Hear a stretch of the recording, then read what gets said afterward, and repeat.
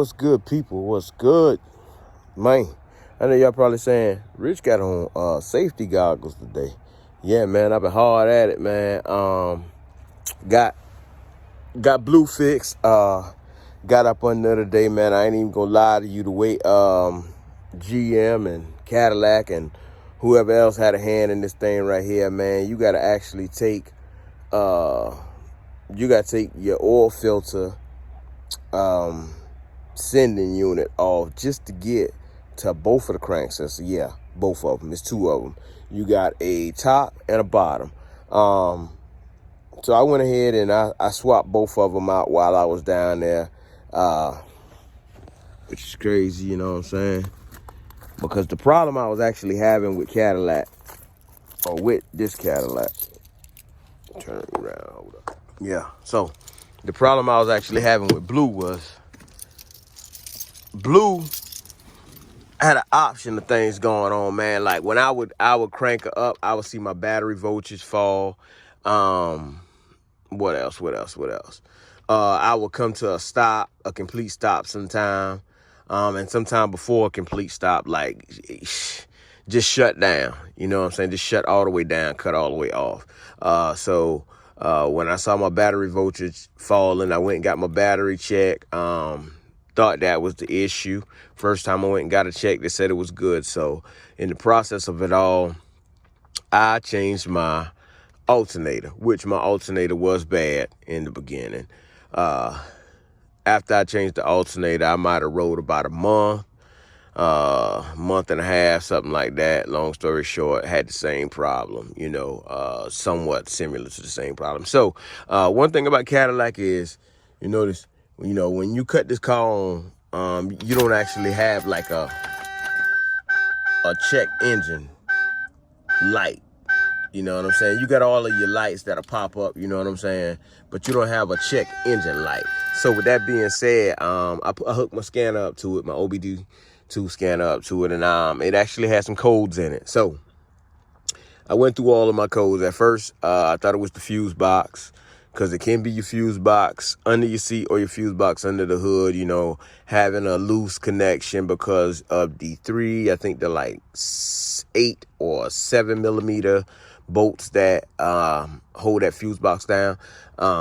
Then I thought it was a relay under the seat that was actually getting just a little warm that would cause it to shut down. Now, lo and behold, when I would actually cipher this thing as far as turning the key on and off twice and listening, I couldn't really hear my fuel pump churn. So I decided I was going to try and kill two birds with one stone, and I threw a lot of money at it. I ain't even going to lie to you. So I went, got a brand new fuel pump, slammed it in there.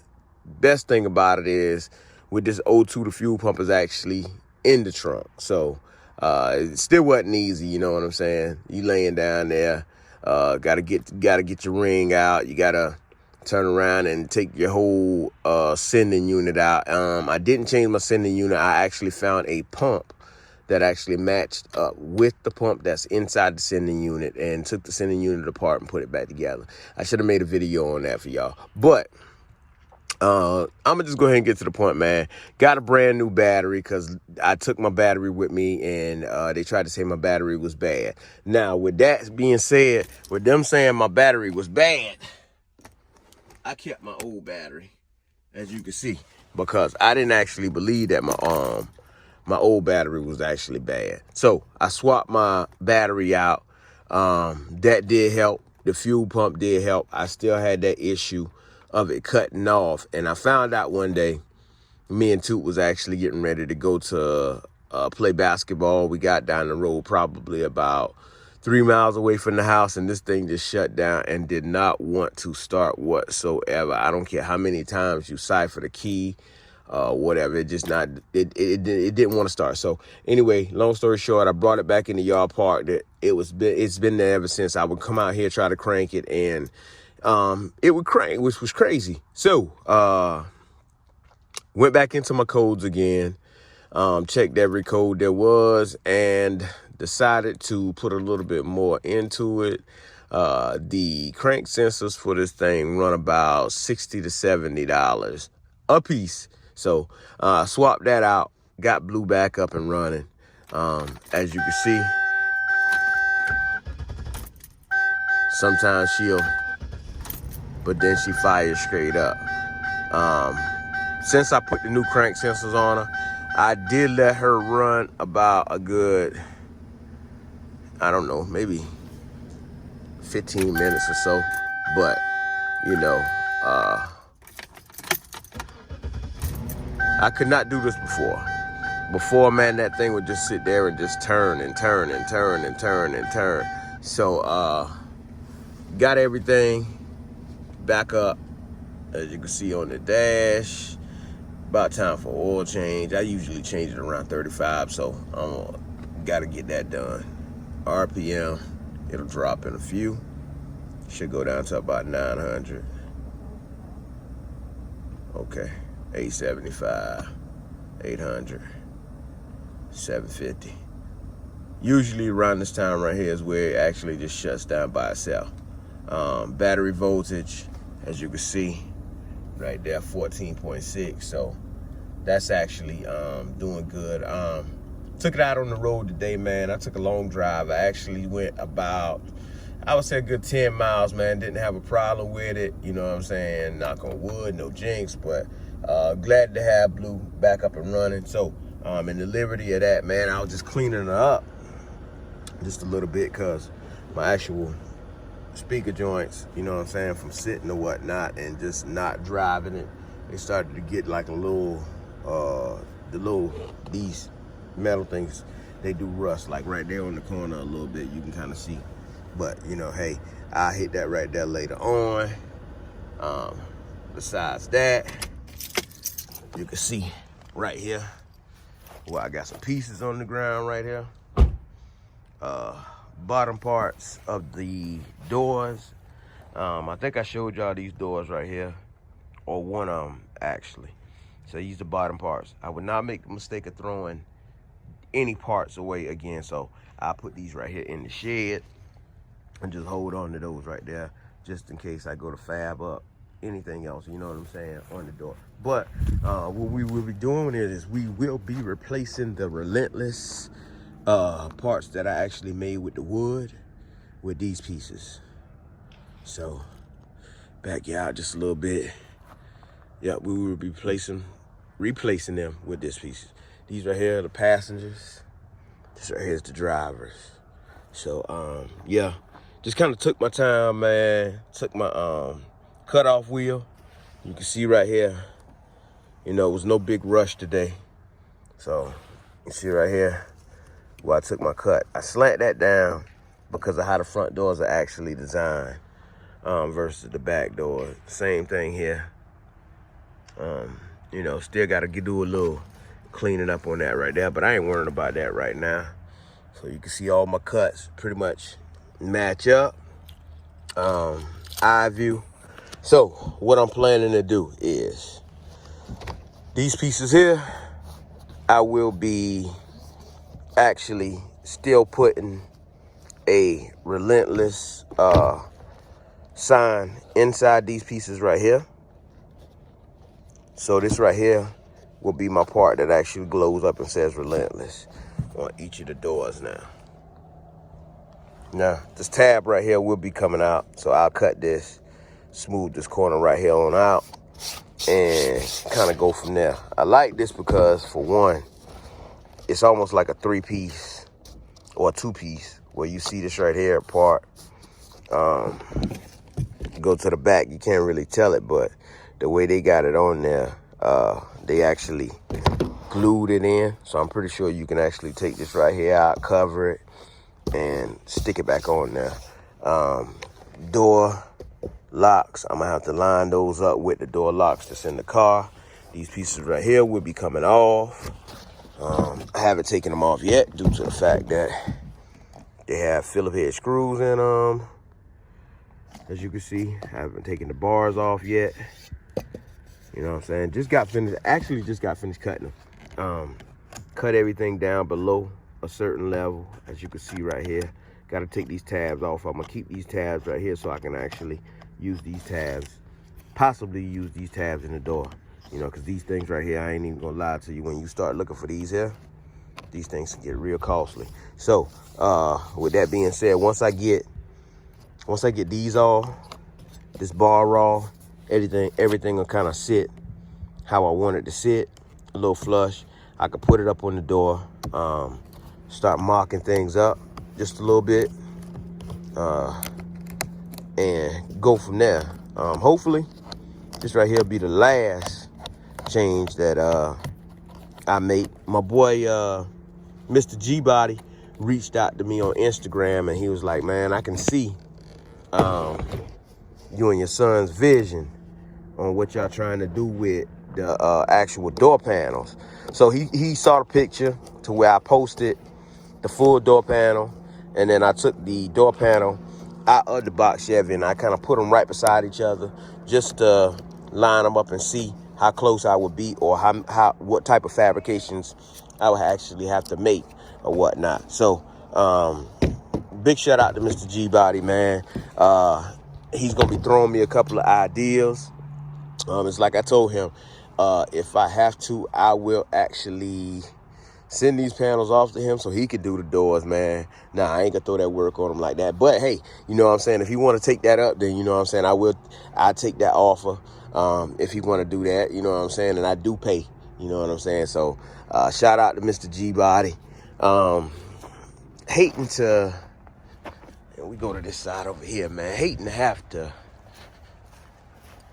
even have to get rid of my Relentless pieces right here. But then again, we may not even have to get rid of the Relentless pieces due to the fact that you never know what you can actually do with these pieces right here. So I'm gonna keep all of these pieces right here because the trunk will be getting some custom work done as well. So I can actually keep the two back ones anyway, because the passenger side to the front broke. So the two back ones, I will keep the two back ones and go from there. But you can see right here, I still got some work to do.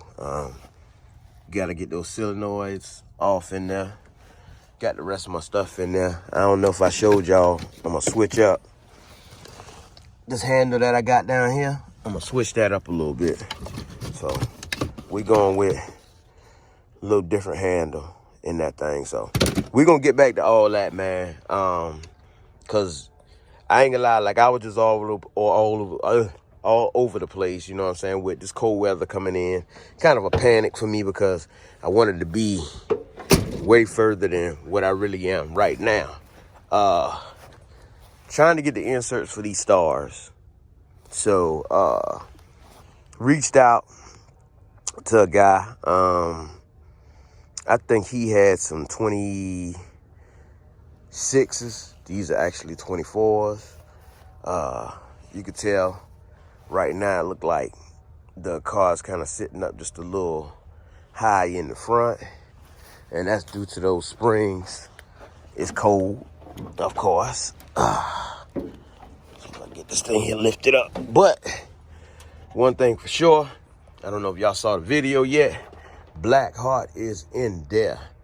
I got one thing that I got to do. Motor mounts in. I don't have the bolts all the way through.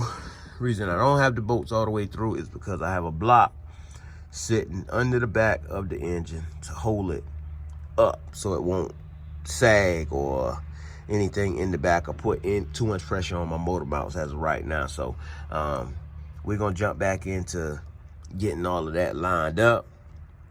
What I'm going to do is get the 480 transmission out of the back of work truck and jack one side of the car with my jack stands and the jack as well, and slide it up under there to see if we can go ahead and then I guess we can go ahead and mount it up, you know what I'm saying, to the bell housing. My cross member for my transmission is still under the car. I gotta unbolt that. So when I do unbolt that, whenever I do put the transmission up under there, I can actually go back, and I will be making a custom cross member for my transmission. Still got this old fender well in there, but I have the other one over there. So yeah, another thing I'll show you is I was debating on whether or not I was gonna keep the AC box or whatnot. I ain't even gonna lie to you. I'm gonna run the motor first for a little while, but eventually I'm gonna have to take the AC box out, because right off in there someplace, you notice right here why it took my engine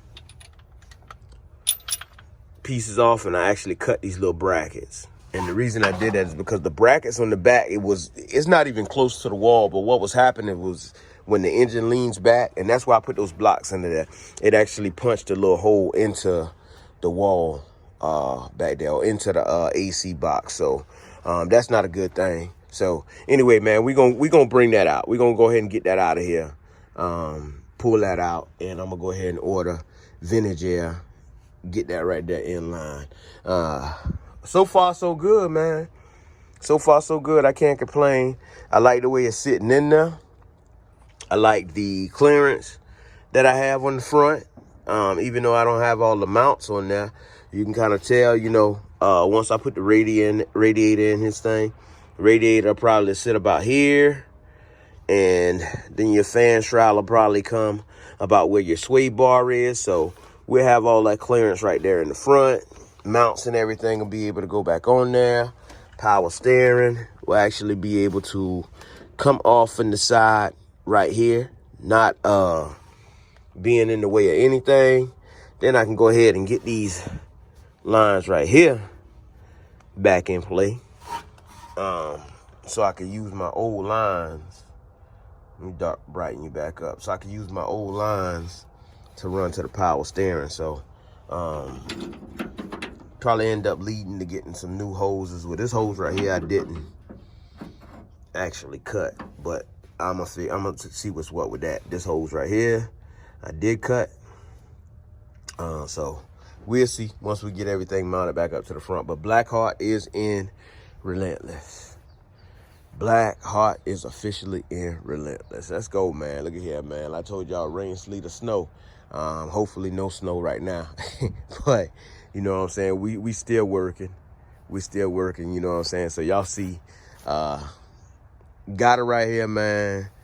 Grinding. Just trying to stay with it, man. Trying to stay with it. Rear end next. Got to crawl up under there. But let me get this motor done first. Let me get, once I get the transmission sat in, you guys see I got the fuel tank in there. I got some hangers for my fuel filter and my fuel pump. And then I can start getting down to the wiring and all that other good stuff. So right now, I ain't even gonna lie to you with how far I was behind, man. I am so happy just to be this far and have the engine sitting inside of the car. Because that was a promise I actually made to myself, and I actually made to my son, man. So yeah, man, there you have it, man. All in one, man. It's getting kind of chilly out here tonight, man. I got to run, take some trash off. I was out here just kind of cleaning up around my little work area in the yard. Got to pick my sandbag up. Still got my rear end under here. Got to move that motor horse behind the car, because I still need that when it's time for me to align the transmission and also push those bolts all the way through. Picked up my stuff from over here. Got that trash gone. About to take these and throw these in the storage. That's going to the dump. And these right here, we are actually going to stick inside the car for right now. And then, you know, I guess tomorrow must come. If so, then, you know, hey, we'll be back out here grinding. But meanwhile, y'all know what it is, man. Your boy Rich _ everything with an A, man. And that boy J.T.Verified, you know what I'm saying, with that thing, Relentless. We're bringing them out, man. Let's continue to work then. Yeah.